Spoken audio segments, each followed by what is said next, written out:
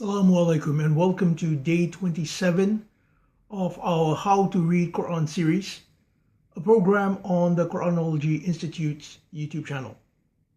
Today I will be speaking about the quality of Quran being explained in detail and how we use that quality to influence our reading. Now this is something which Quranists no doubt will be very familiar with. The fact that Quran asserts that it is explained in detail. Now, obviously being explained in detail means that it does not need an external source. Now, we must try to understand that this does not mean that we don't need any other language source. Now, if you open Quran and you don't know Arabic, all you'll see are just scratchings on the page because you don't understand it. You'll have to learn Arabic. And when you learn Arabic, you will be opening yourself to human opinion about meanings. That's just simple logic. So take, for example, the word Al-Kitab. Al-Kitab, if you ask an ordinary Arab, he'll say the book. But if you ask a more poetically inclined Arab, he would say, well, that could be the universe. And yes, the Quran actually uses Al-Kitab in a myriad of different ways. And if we try to understand the width and the latitude of meaning, we will actually experience a very great, what I call a linguistic ecstasy, if you will. So what is the quality of being explained in detail? Well, what it means is we should not insert external elements into our reading. Let's look at chapter 6, verses 112 to 115. You should read the whole chapter, to be fair, but let's just focus on that. Now, 112 talks about the enemies of every prophet, the shayateen, or the devils, if you like, from ins and jinn, and they inspire people with beautiful words. And you can see this with any religious priesthood. You know, they tell you about all the wonderful miracles which you will have, and all the blessings, and you know, if you pray a certain way or pray a certain day even, you'll have all these great blessings, etc. These are the things which are being said, being promised, if you like. But Quran actually tells you that people who are inclined in that way, they are not people who are inclined to these sayings, they do not really believe in the outcome. Why?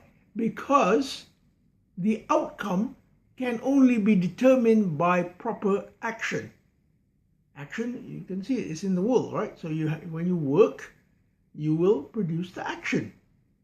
And verse 114, Allah says, shall I seek for a judge other than Allah when He has descended on me the book Al-Kitab?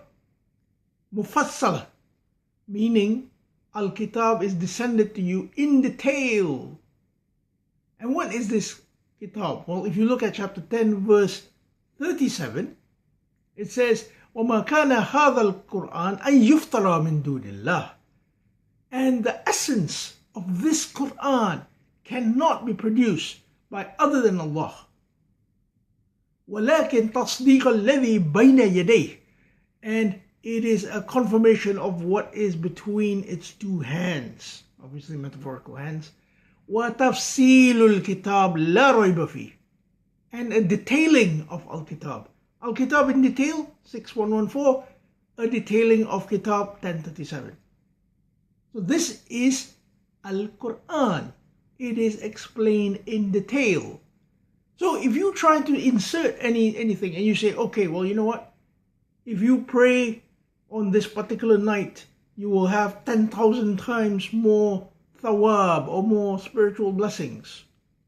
You will not be able to find it in Quran. And whatever meaning you try to inject, you will not find it in Quran. So Allah says, shall I seek for a judge other than Allah?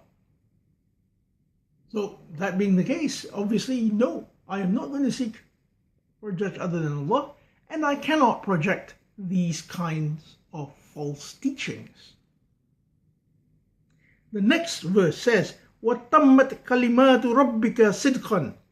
Perfected are the words of my Lord in truth. You see, sidqan, something you can confirm.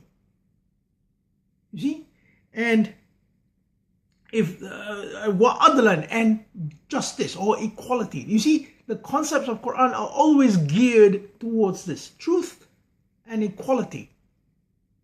And la mubaddila li kalimatihi, there shall be no change in his words. You can see it in Quran. Despite the fact that some people go against its laws, they continually recite it. You can't change it simply because it is guarded by the Ahl al-Dhikr, the people of Dhikr. They are memorizing, they are remembering, they are reciting. So, that being the case, you cannot add anything, any law to Quran. What about the stories? Allah says in chapter 12, verse 111, that the stories are tafsil kulli shay, a detailing of everything. When you say everything, here it means everything relevant to our deen. Everything we need is there. So, for example, there are people say, the revisionist scholar John Wansborough, he says that Quran is, obviously needs some kind of other source because it's not detailed. It does not have, for example, the name of Moses' or Jesus' father. It does not have that. Well, I ask him, obviously I can't ask him, he's passed on now. I ask him, is that the purpose of Quran? No. If you invoke the name of the author tells you it's tafsil kulli shay, detailing of everything. Hence, the omission of Jesus' father's name, Joseph, I guess, is purposeful. And I would say the purpose is the emphasis on Jesus and his mum. Jesus and his mum are a very major concept in Quran, and I will touch on that, I think, either tomorrow or the day after. Very, very vital concept. And there is a purpose to any omission. We don't know the name of Moses' mother or father.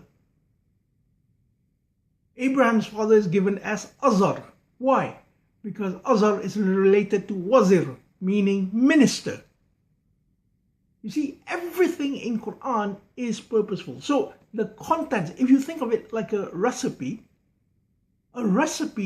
goes wrong if you add in too much ingredients. Well, Quran, for those who believe, is a perfect recipe. It has just the right amount of ingredients for us to apply. Sadly, there are people who attach to it other sources, and I'm not afraid to say it. I think the traditionalists went wrong there. They attached other sources to Quran, and in doing so, they have diluted the teachings of Quran. That is a big mistake, because if you want to taste the conceptual power of Quran, you must have it without any other source. I grant you that if you add some source, you can still have a measure of its truth, but you will be severely limiting yourself. So that's basically what I have to say for today. When you read Quran, remember, don't worry about, oh, wait a minute, what's this guy's father's name again? Or when did this guy live? Or where was this guy's city? Quran is not about that. It does not need external details to make it lucid. It is already lucid in itself. So I hope you can establish that principle when you read. Thank you very much for viewing, and I shall see you again for day 28. See you tomorrow. Bye.